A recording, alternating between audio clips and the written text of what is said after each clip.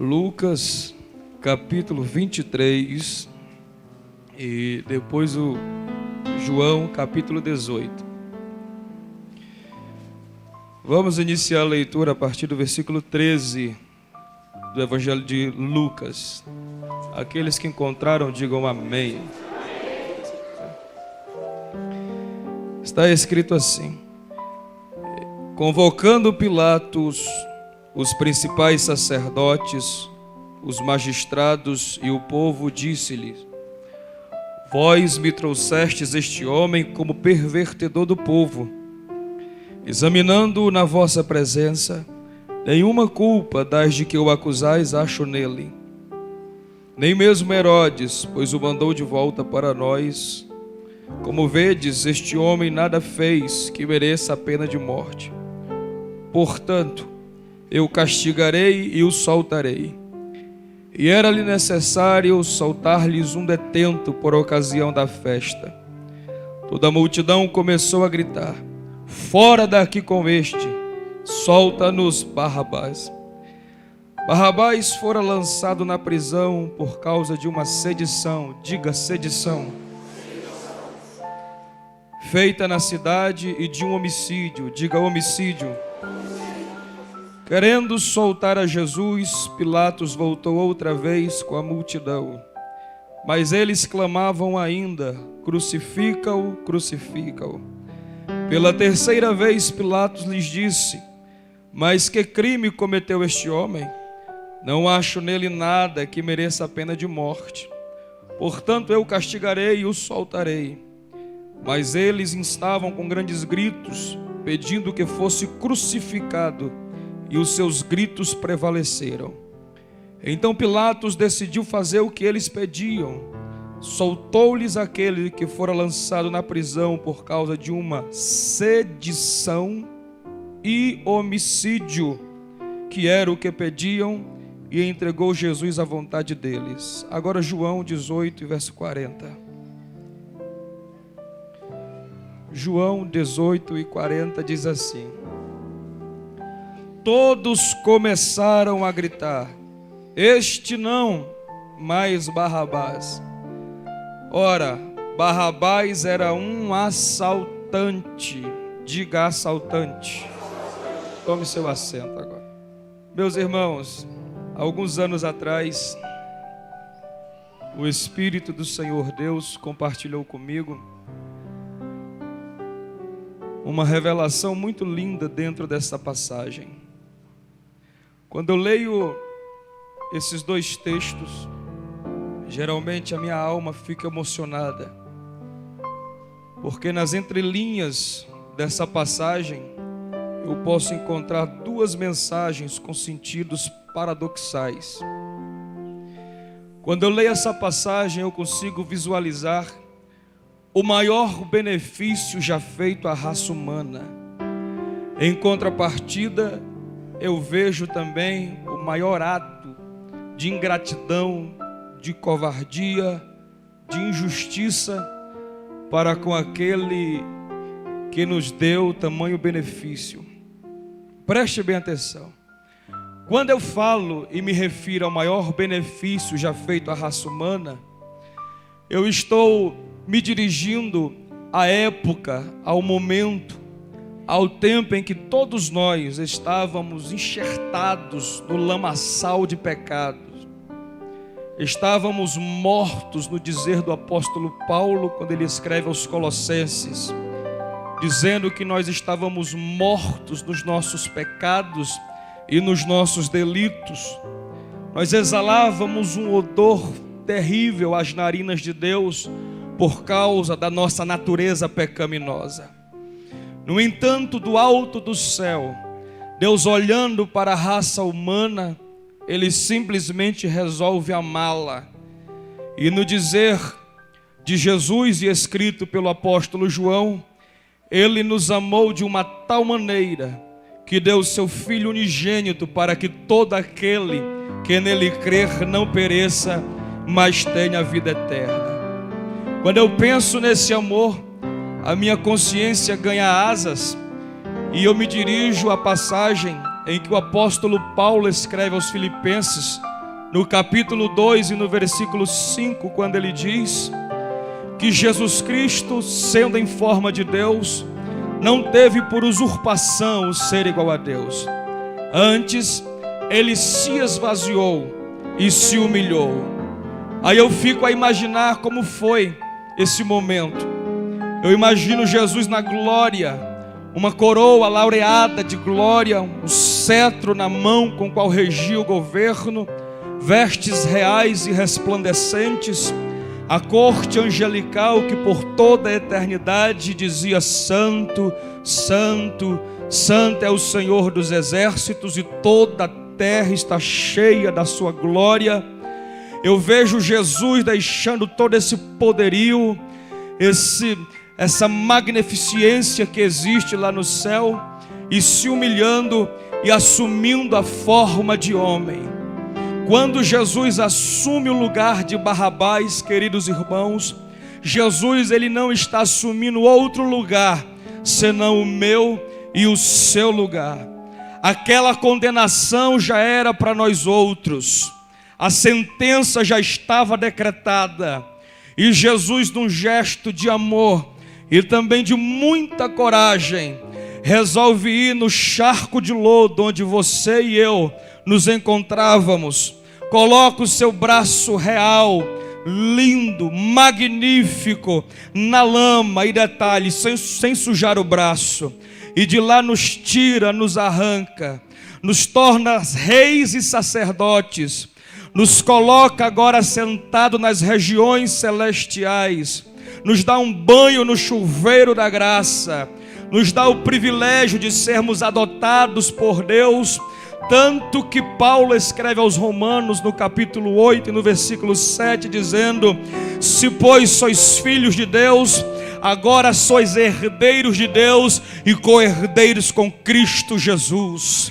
Foi um benefício, irmãos, que a intelectualidade humana e nem mais o exímio exegeta pode descrever com total originalidade o tamanho desse amor que Deus teve por todos nós.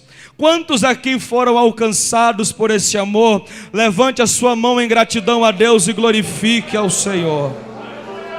Pois bem, com todo esse benefício que Jesus fez, se desfazendo da sua glória para vir nos resgatar e nos buscar, eu também vejo, irmão, em contrapartida, o maior ato de vergonha, de covardia, de ingratidão para com aquele que fez tanto por nós outros.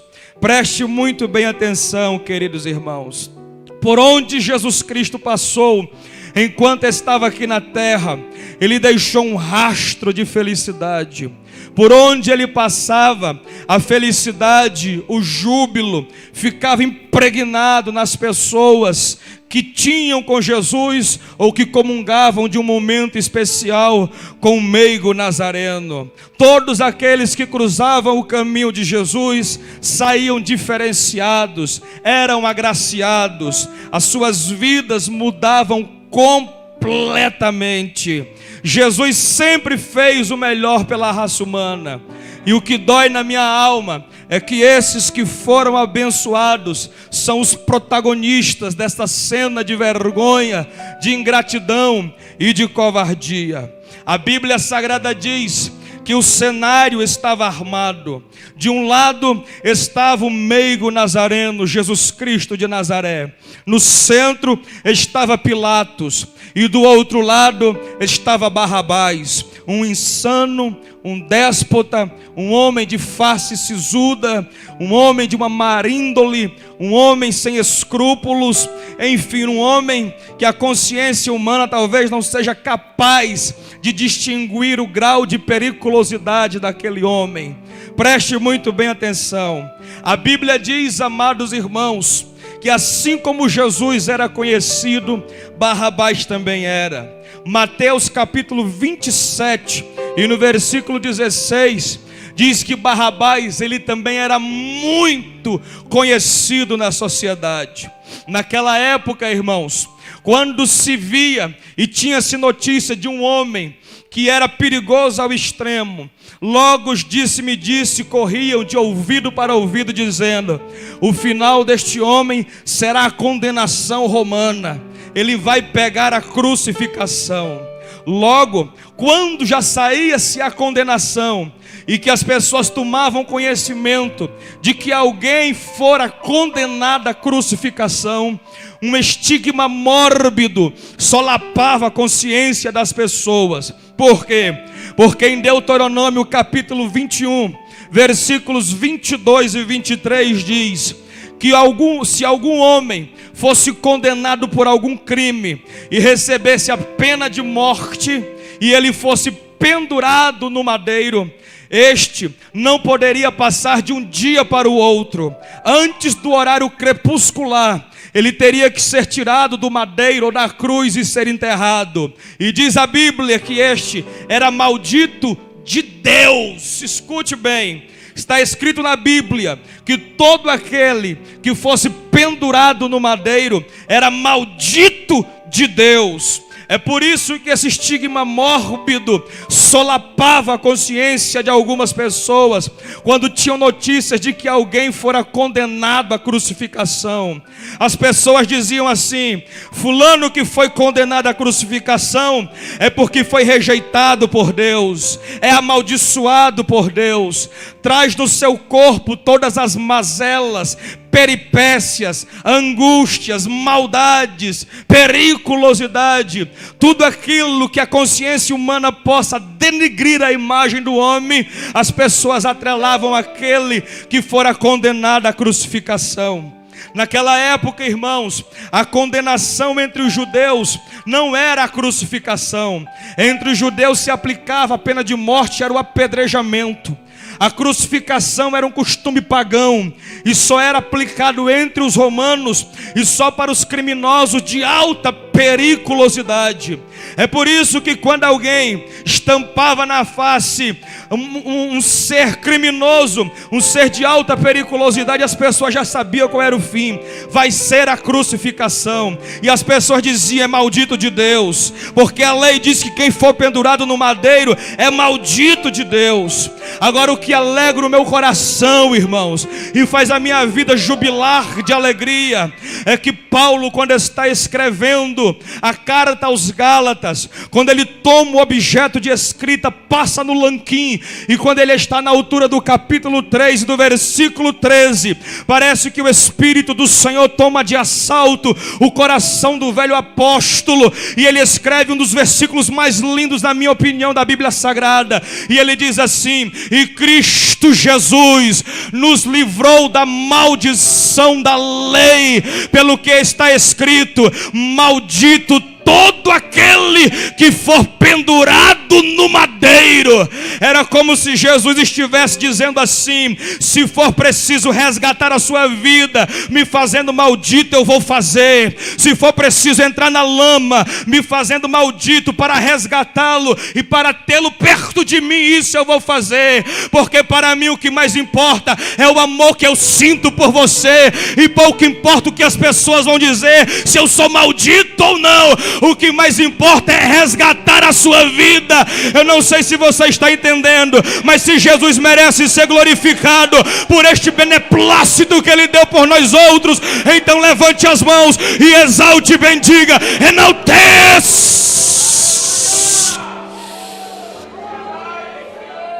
Meu irmão, foi muito fraco para Jesus bater no peito e dizer: eu tenho coragem de subir no madeiro mesmo me tornando maldito, mas se for para resgatar, esse glória a Deus foi muito fraco. Então dê uma salva de palmas recheado com glória a Deus. Ele merece. Ele merece, Ele merece.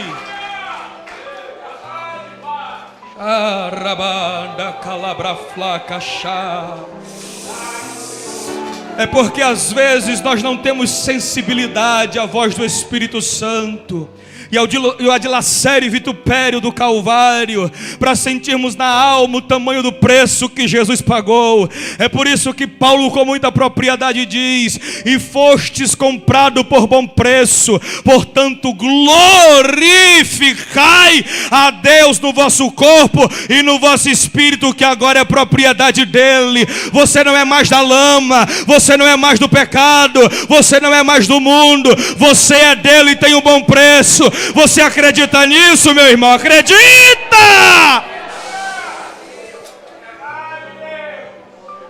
Aleluia!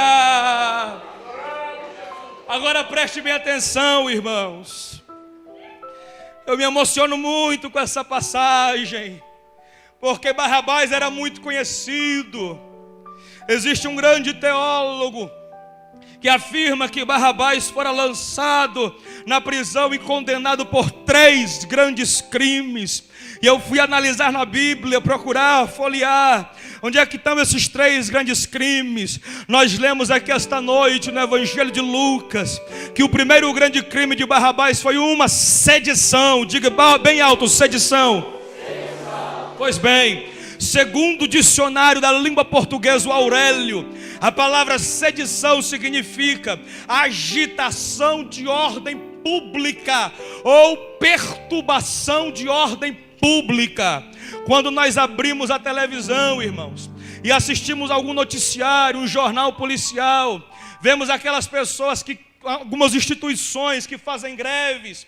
Alguns chegam ao extremo, eles interditam ruas, derrubam árvores, queimam patrimônio público, queimam ônibus, queima praças. Ou seja, eles estão fazendo uma sedição, só que aí se caracteriza mais como o quê? Uma destruição. Toda sedição, ela é seguida de uma destruição. Então diga assim: Barrabás destruía.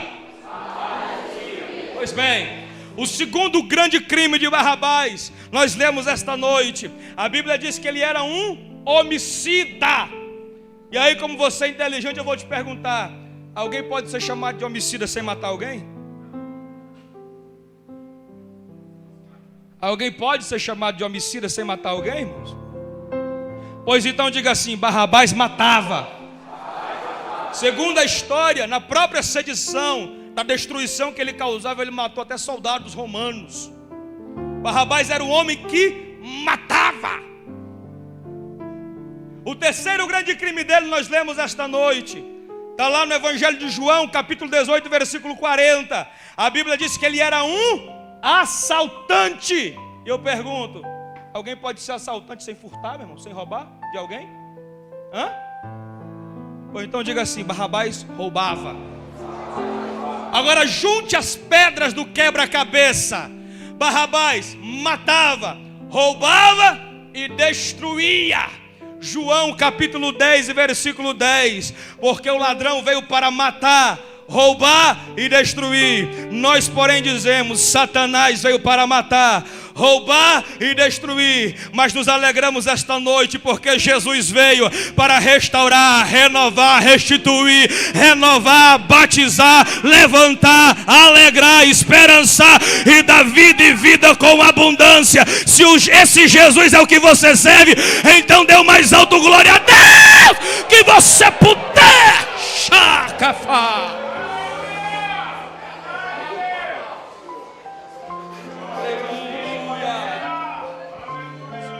Vamos raciocinar, irmãos. Você é inteligente, vamos raciocinar. Preste bem atenção. Barrabás tinha as mesmas características que Satanás tem.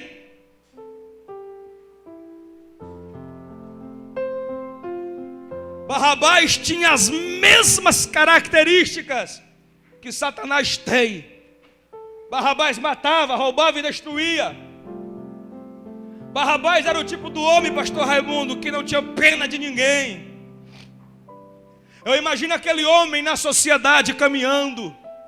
Como é que ele se portava? Se ele tinha o mesmo caráter que Satanás tem.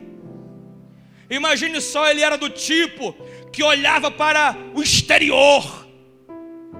Ele não se preocupava com a condição social da pessoa. Se estava com depressão, se estava angustiado, se estava doente. Ele olhava e valorizava por aquilo que a pessoa tinha e não por aquilo que a pessoa era. O Jesus que nós servimos é diferente. O olhar de Jesus é totalmente diferenciado. No linguajar que nós usamos tão carinhosamente, Jesus, ele tem um olhar de misericórdia. Enquanto Barrabás olhava para o estereotipo, Jesus olhava lá para a alma. Olhava lá para lugares que você não consegue adentrar, até mesmo porque ele é a própria palavra de Deus. E está escrito em Hebreus capítulo 4, versículo 12: porque a palavra de Deus é mais afiada do que qualquer espada de dois gumes, penetra até a divisão da alma e do espírito, juntas e medulas, e é apta para discernir todos os pensamentos e intenções do coração. Quando Jesus olha para você, ele vai muito mais além da tua estética, ele vai muito mais além do que o teu problema, ele vai muito mais além da tua lágrima, ele vai muito mais além do que a tua angústia. Ele vai lá dentro da tua alma e sonda a sua vida. Quer ver um exemplo disso? Quer ver um exemplo disso? Mateus capítulo 5, a Bíblia diz que Jesus estava com os discípulos. Escute, por gentileza. Jesus estava com os discípulos e Jesus sobe numa serra, num monte. E a multidão, o pastor Raimundo, vinha atrás dele. Jesus sobe no monte, você pode olhar, o início do capítulo 5 de Mateus, está escrito: e Jesus vendo, olhando para a multidão. Quando Jesus olhava, ele via o choro, via lágrima, via perturbação, via necessidade, via angústia, via carência. Se Barrabás estivesse ali, talvez ele desse uma palavra que lançasse no chão aquelas pessoas e talvez a despedisse-as sem um pingo de esperança. Jesus olhando era diferente. Ele ia lá dentro da necessidade, o olhar carinhoso, meigo de Jesus. E quando ele olha para a necessidade, o Espírito de Deus impulsiona Jesus e ele começa a falar palavras de acordo com a necessidade do povo. Jesus começa a dizer: bem-aventurados pobres, porque deles é o reino dos céus. Bem-aventurados que choram, porque eles serão consolados. Bem-aventurados mansos, porque eles herdarão a terra.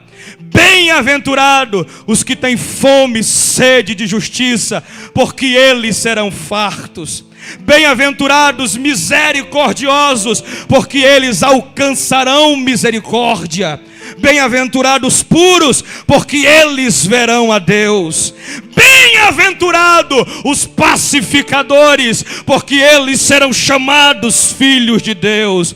Bem-aventurados os que sofrem perseguição por causa da justiça, porque deles é o reino dos céus. As duas últimas palavras de Jesus parece que se enquadram, pastor Van Dunen, para a igreja hoje aqui. E Jesus disse assim: olha, parece que se encaixa para a tua vida quando ele diz assim: e bem-aventurados sois vós, quando vos injuriarem e vos perseguirem e mentindo disserem toda calúnia contra vós. Alegrai-vos e exultai-vos, porque será grande o vosso galardão.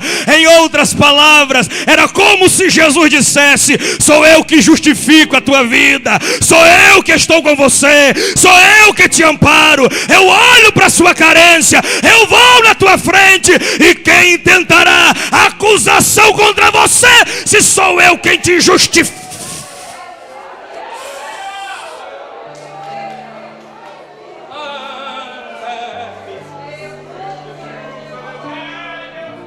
Jesus, ele acredita em você, filho, porque ele não olha para a estética, ele não olha para o que está diante do olho, ele vai muito mais além. É por isso que ele acredita em você.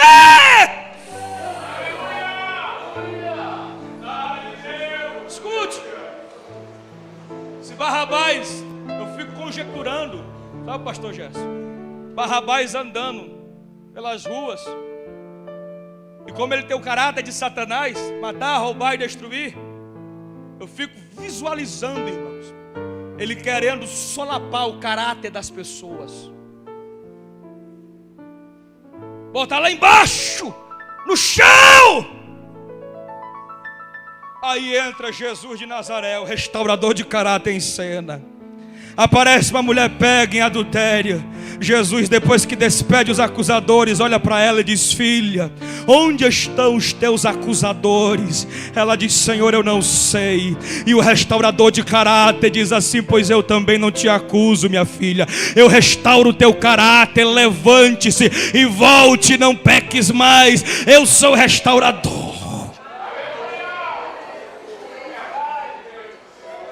Eu acredito que Barrabás era do tipo, pastor Imar, que gostava de, não é nem de minimizar, era de cortar mesmo a visão das pessoas.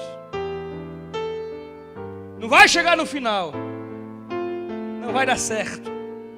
Existe concurso? Para com isso, tu não vai passar.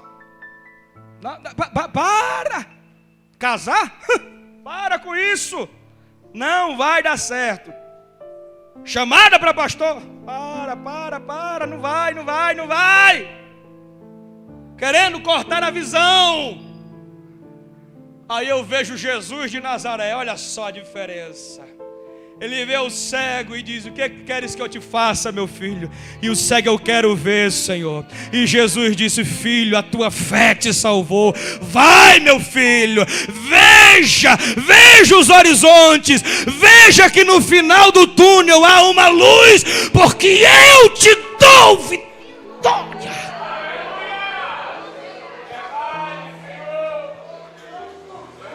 Você está me entendendo, irmãos?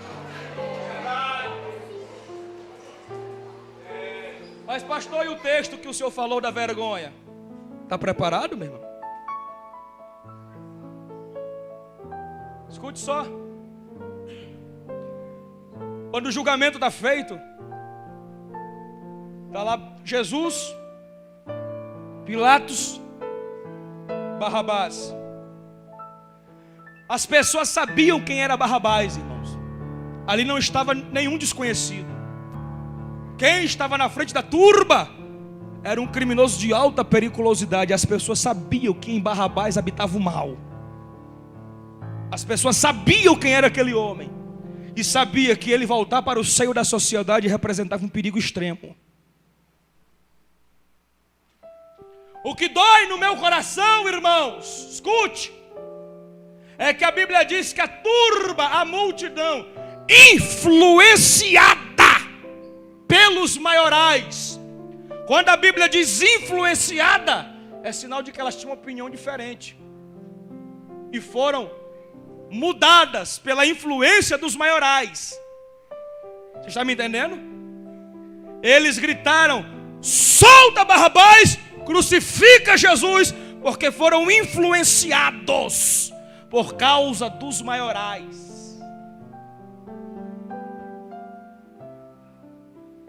O problema é que Jesus, lá do alto, lá de cima do palanque, como Deus, ele sabia que iria ser traído.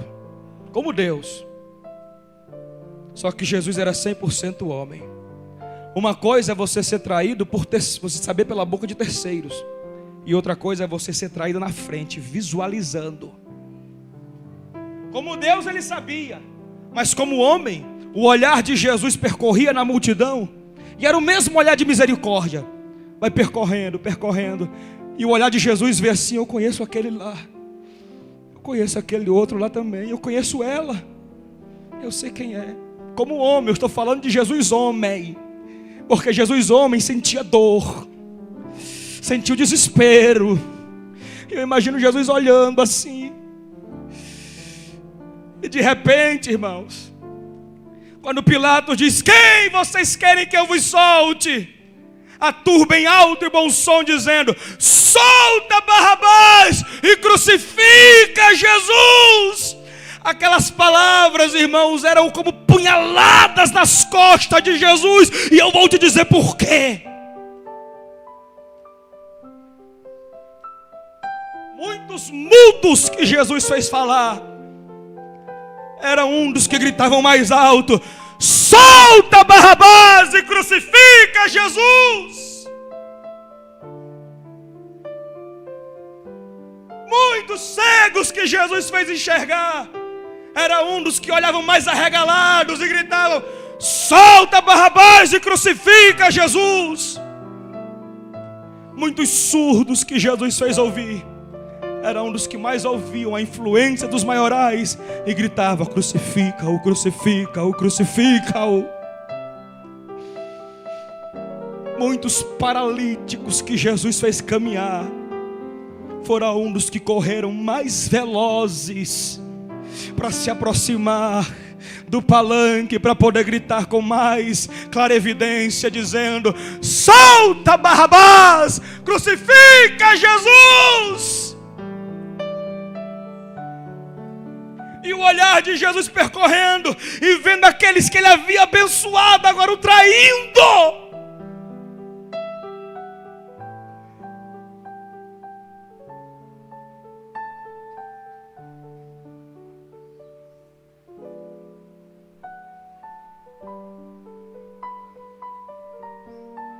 Eu imagino Jesus querendo lagrimejar naquela hora. Não havia ninguém, irmão, ninguém. Não havia um que gritava: não, ele fez o bem para mim, eu quero ele aqui, solta Jesus. Não havia um. Não havia um que vestisse a camisa e dissesse: ele é meu, ele me pertence, ele só me fez o bem. Não havia um. Pastor, o senhor está se equivocando, porque João acompanhou a crucificação inteira. Onde é que está escrito que ele deu um único grito por Jesus?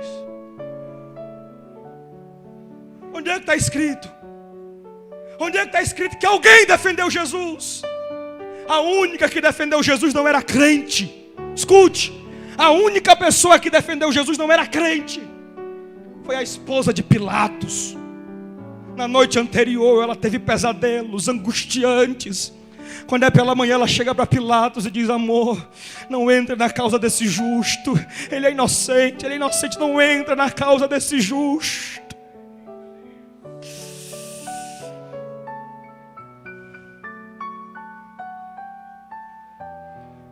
Pilatos por 3 vezes anunciou: eu não vejo nele culpa nenhuma.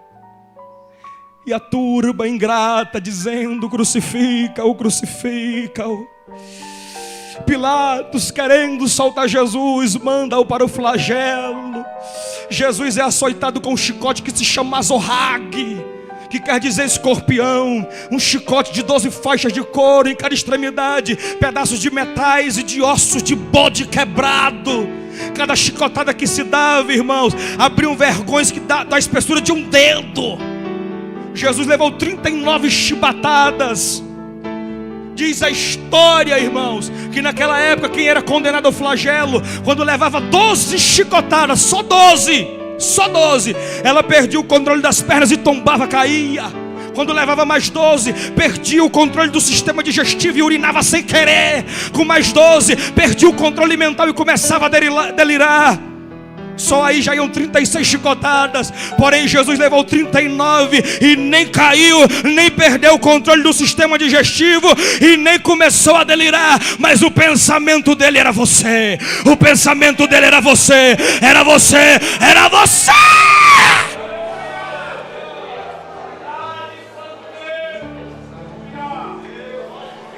Quando Isaías diz: ele foi moído por nossas transgressões. Imagine as costas de Jesus com 468 cortes que cabiam um dedo dentro.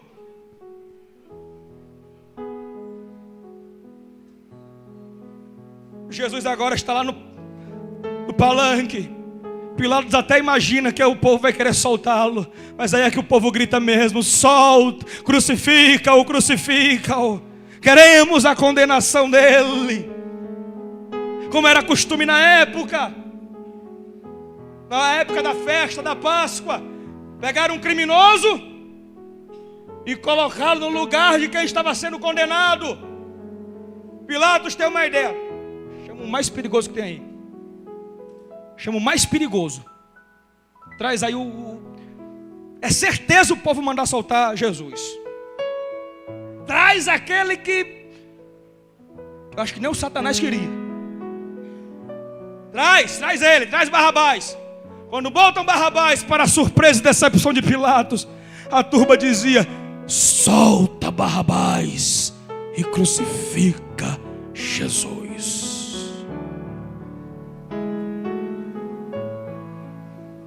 Era justamente isso que eu queria fazer em você, esse silêncio. A Bíblia diz assim: alegrai-vos com os que se alegram e chorai com os que choram. Eu quero te convidar a chorar com a dor de Jesus agora, naquela hora, sentindo a dor da traição. Dá para sentir? Sabe o que é que me dói? Sabe o que é que me dói, pastor Gildásio? É que hoje em dia a cena se repete.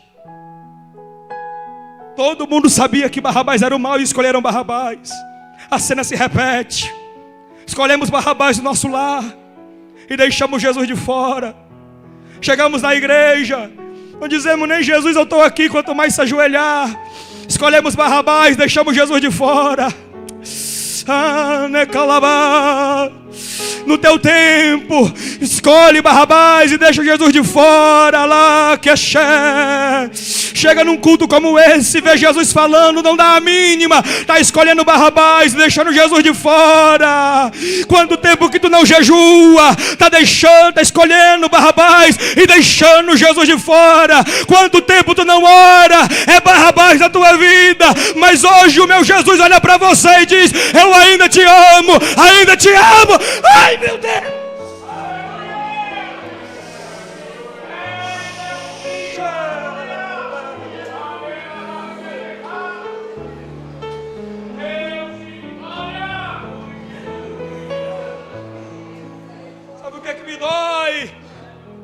É por isso que a Bíblia usa um termo para dizer a respeito do amor de Jesus que às vezes me confunde a cabeça, pastor. A Bíblia diz que o amor de Deus nos constrange, e às vezes eu fico meio que encucado com esse termo. Mas por que me constrange? É porque mesmo Ele nos amando e nós somos infiéis a Ele, e Ele permanece fiel com a nossa vida, Ele continua te amando.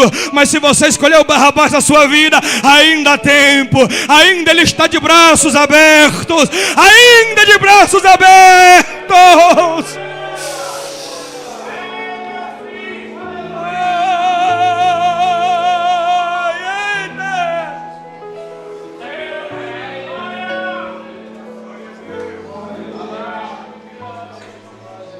A Bíblia fala de uma igreja, irmãos. Eu vou já terminar, não vou te enfadar não, porque o que eu tinha de falar já falei. A Bíblia fala de uma igreja que, parafraseando com o que eu estou pregando, escolheu Barrabás. Está escrito, Apocalipse 3:20: eis que estou à porta e bato. Se alguém aí dentro ouvir a minha voz, eu entrarei. Olha só, ele pedindo para entrar. O Rei dos Reis, o Senhor dos Senhores, que não precisa de ninguém, de nada, porque Ele é soberano, pedindo para entrar na tua vida. E Ele ainda diz: se você abrir a porta, eu entrarei na sua vida, cearei com você e você comigo.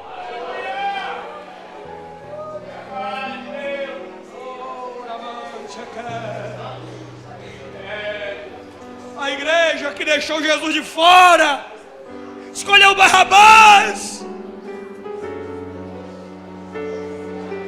Um culto como esse, meu filho, não porque eu estou pregando, porque eu sou um dos menores pregadores que tem aqui, mas num culto como esse, porque Ele está aqui, Ele está aqui. Você não encontra motivos nem força para abrir a boca durante 2 horas de culto e dizer pelo menos: Jesus, eu te amo. E levantar pelo menos a voz, de fechar os olhos pelo menos. Isso aí, meu filho, é porque Barrabás está dominando a tua vida. Está dominando a tua vida. E como Ele te ama, Ele repreende o filho a quem ama.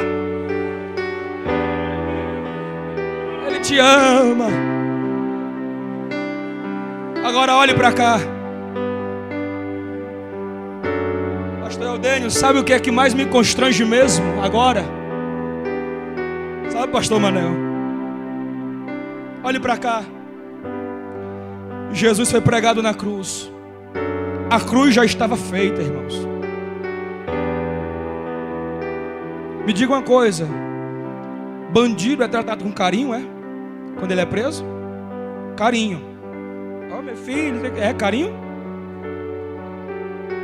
Bandido é tratado com justiça. Na proporção que fez, vai levar. A cruz era para Barrabás. A cruz de Barrabás, diz a história que ele era um homem de grande estatura. A cruz já fora feita. Diz a história que só o patíbulo, a parte horizontal da cruz, pesava 70 quilos. A cruz tinha farpas de pau. Farpas. Alguns dizem que Jesus pegou toda a cruz, colocou sobre os ombros. Outros dizem que ele pegou só o patíbulo. Mas não importa. O que importa é que da condenação pela via dolorosa até o Calvário, Jesus saiu caminhando com uma cruz nas costas, e enquanto ele caminhava, as farpas de pau nas feridas.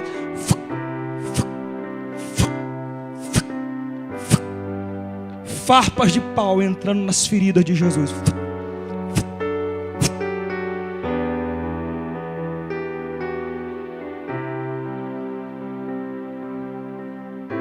Talvez se Jesus fosse você, ou fosse eu, naquela mesma hora ele teria dito: pai, pode parar. Você viu aí? Curei tanta gente. Todo mundo ingrato comigo. Manda aí, pai, uma legião de anjos, me tira daqui.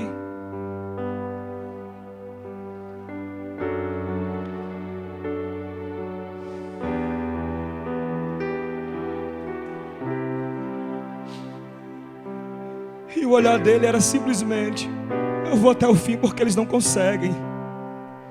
Eu os amo.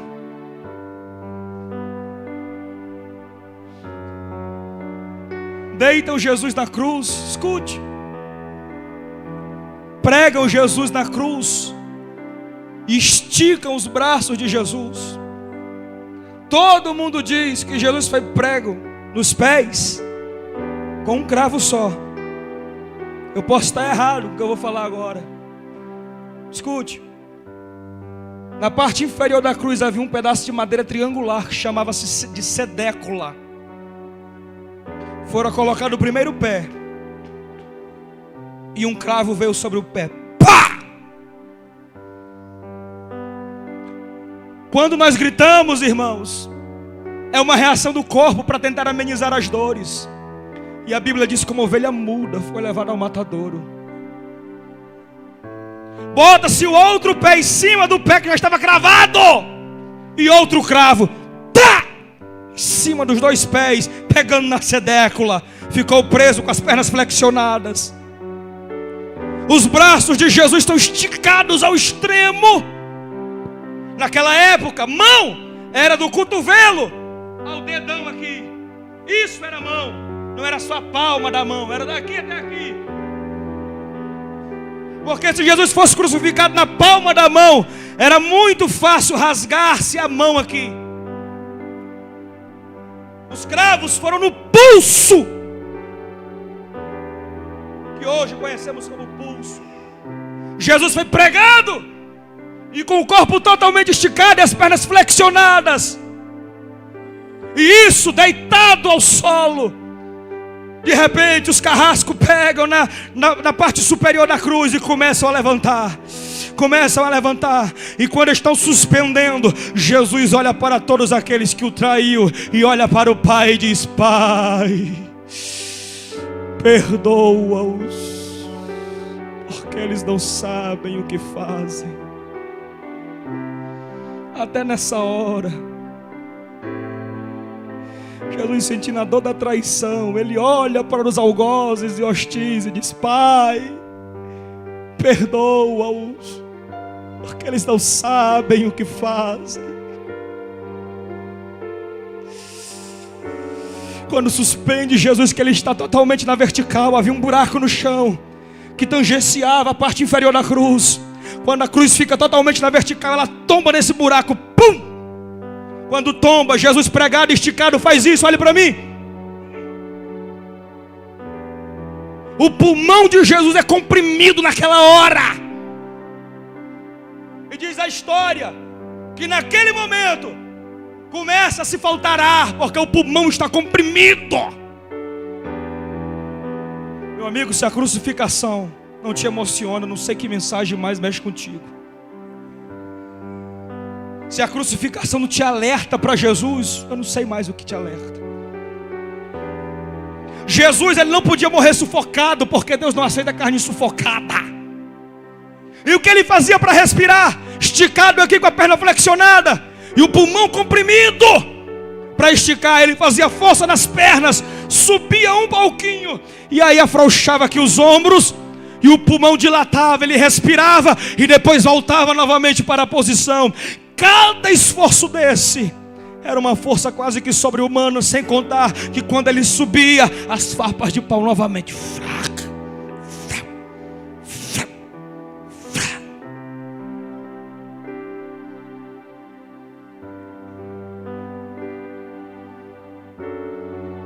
Jesus é crucificado na hora sexta.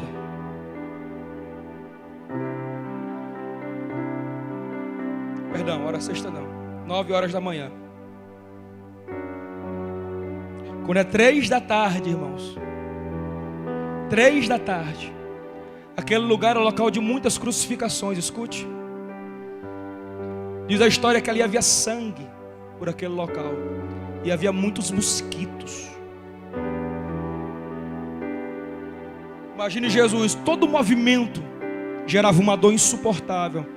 Os mosquitos vinham, pousavam em Jesus e ele não aguentava calado. Tem uma hora, irmãos, que Jesus olha para o céu e diz: Elohim, Elohim, lama sabachthani.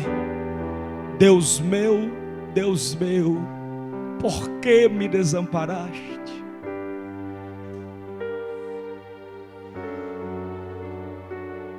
O próprio Pai dá as costas para o Filho. Dizem alguns teólogos que Deus deu as costas para Jesus, porque Jesus carregava o pecado da humanidade. Deus não pode contemplar o pecado. Tá certo, está. Mas eu tenho outra interpretação para isso. Escute, tenho outra interpretação para isso. O Pai deu as costas porque Ele é Pai. Pai.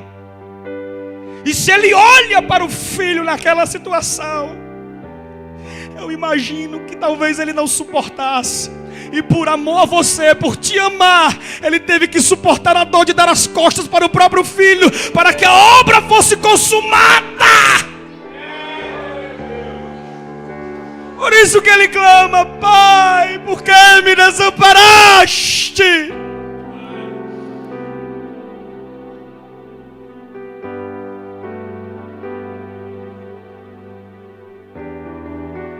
Se coloca de pé em nome de Jesus.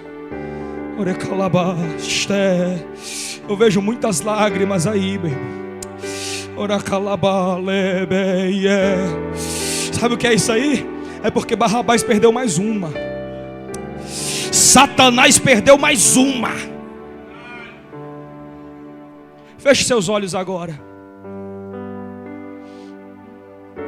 Eu sinto que vai haver um derramamento de poder agora, irmãos. Segure na mão de quem está do seu lado, se possível for. Eu peço que o tecladista continue aí. Escute. Feche seus olhos. E eu quero que você visualize agora.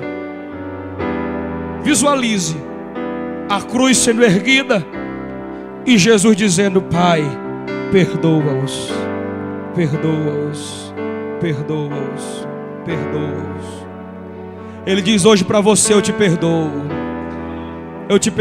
filho. E Ele ainda diz mais: eu te perdoo porque eu te entendo. Um dia eu te vi num corpo igual ao seu. Eu te entendo, eu sei do pecado que você comete.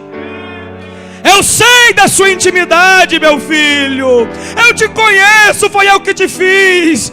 Mas eu digo para você hoje, eu te perdoo porque eu te amo. Eu não abro mão de você. Você é precioso para mim. E se for preciso eu faço tudo novamente, porque eu te amo. Visualize agora ele dizendo: eu te perdoo. Eu te perdoo, não importa o seu pecado, não importa, não importa, não importa, não importa, não importa, não importa. Ele perdoa, ele perdoa, ele perdoa, ele perdoa, ele perdoa, ele restaura, ele renova, ele levanta, ele perdoa.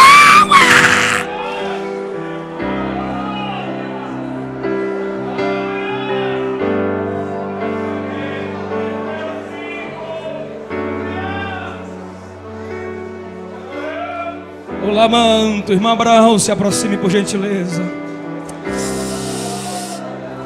Só aqueles que são gratos a Deus, olhe para mim aqui. Isso aqui é ato de fé, é profético.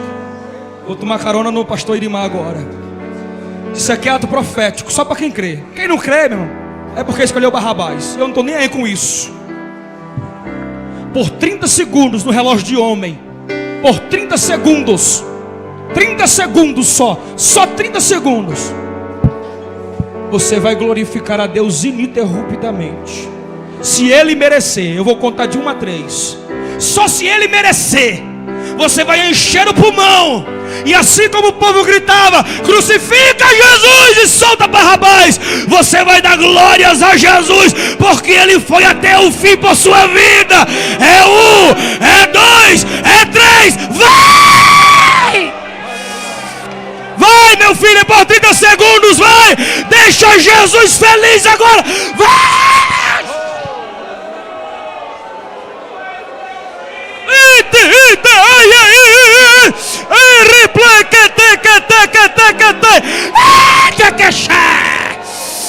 Perdeu, Satanás, perdeu mais uma. A vitória do povo de Deus, é do povo de Deus. A vitória é nossa, é nossa, é nossa, é nossa, é nossa. Receba a vitória, receba, receba.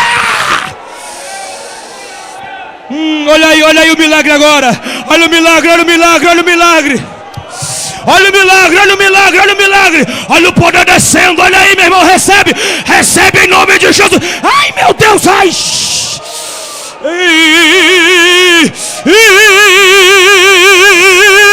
Deixa. Receba agora o batismo com o Espírito Santo. Se eu sou ministro de Deus agora, em nome de Jesus, receba o batismo com o Espírito Santo. Aonde você está, receba em nome de Jesus, receba em nome de Jesus. Barrabás perdeu, não tem lugar para Barrabás aqui.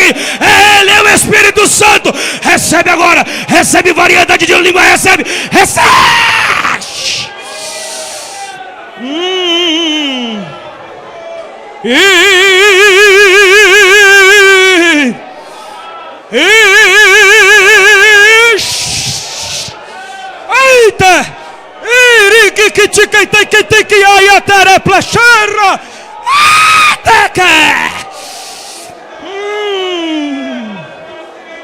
Eita!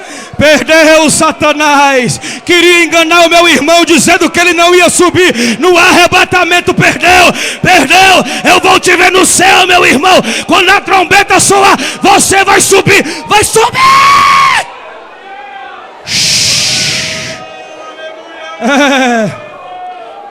Meu irmão, é vitória, é vitória, é vitória, é vitória, é vitória. Receba, receba em nome de Jesus. Não se canse não, meu filho.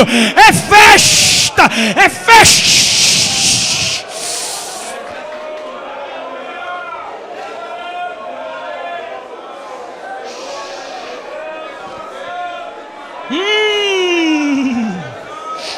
Ai, meu Deus. Meu Deus, tem lágrimas subindo em forma de palavra. Tem lágrimas aqui que sobem em formas de palavra. É vitória que vai descer. É vitória que vai descer. Ai, ai, ai, ai, ai. Ai. Portas irão se abrir.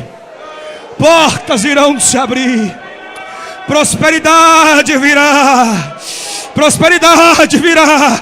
Arrequexé. Estequefarra bandequete. Ai, Deus. Me segura, Jesus. Me segura, Jesus. Me segura. Agora chegou a parte mais importante, irmãos. Existe alguém entre nós que queira aceitar a Jesus como único e suficiente? Glória a Deus! Xará! Traz esse jovem aqui, acompanha ele aqui. Oh!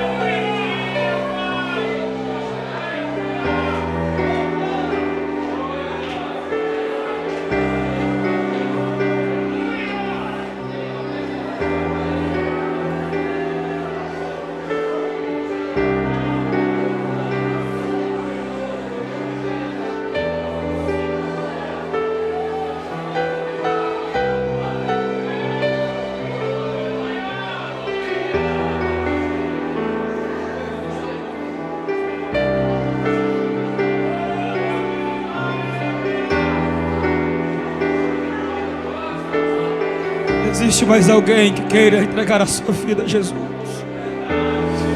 Barrabás hoje perdeu, irmão, perdeu. Oh, meu irmão, se eu fosse você, eu estava dando glória a Deus.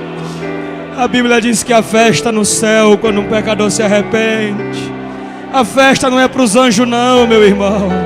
A festa é para nós que somos celestianos, que fazemos parte do céu. Se você não se alegra com a vida, que aceita Jesus, o que é que te vai fazer feliz? Existe mais alguém que queira vir à frente? Olhe para o seu lado, convide, pergunte. Pergunte se ele não é evangélico, quer vir aqui à frente. Eu quero saber ainda, irmãos, se existe alguém entre nós que queira se reconciliar, retornar aos caminhos do Senhor. Por algum motivo você se afastou, ficou fraco na fé. Se ele fosse acusar os seus pecados, ele teria feito isso lá na cruz, naquele dia. Mas ele não apontou o seu pecado, muito pelo contrário, ele clamou ao Pai pedindo perdão. Eu quero dizer para você hoje que ele quer perdoá-lo. Tem mais alguém que quer vir à frente?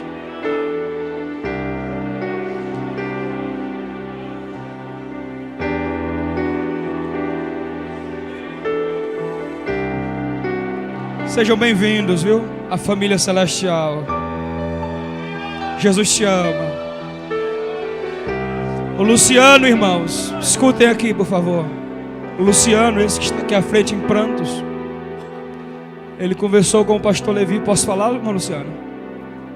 Ele procurou o pastor Levi dias atrás. Eu estava com o pastor Levi e ele disse: pastor, fazem alguns dias que eu estou vindo na igreja, mas eu não aceitei Jesus ainda. E há dias que eu me alegro e há dias que eu não sinto nada. O que o senhor acha que eu devo fazer? E o pastor Levi, muito sábio, disse: continue vindo. Jesus tocará no seu coração e você virá. Quando eu fiz o apelo, ele levantou a mão com muita velocidade. Isso é um milagre, irmãos. Isso é um milagre. Isso é um milagre. Mensagem da cruz não arranca mais glória a Deus, né, pastor Imar? Mensagem do Calvário não arranca mais glória a Deus, mas arranca o pecador do inferno. Seja bem-vindo, Luciano. Se a trombeta soar agora, nós sumiremos aqui da terra e iremos nos encontrar com Jesus no céu. Tem mais aqui, outro jovem aqui que está aceitando Jesus, está com os olhos aqui embargados em lágrima. Gutenberg, irmão da irmã Elisângela. Tá. Amém. Mas vamos orar, irmãos. Eu queria pedir para os obreiros estenderem as mãos aqui para nós. Hoje foi dia de parto, irmão. Nasceu mais vidas. Nasceu mais os bebês para a família cristã. Oh, aleluia.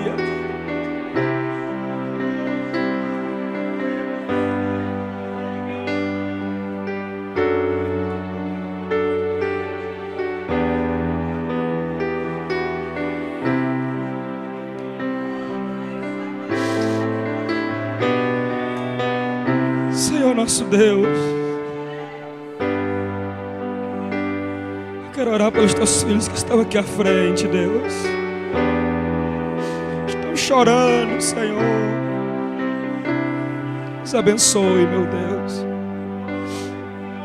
Que os seus nomes agora sejam apagados do livro da culpa e escritos agora no livro da vida, Senhor.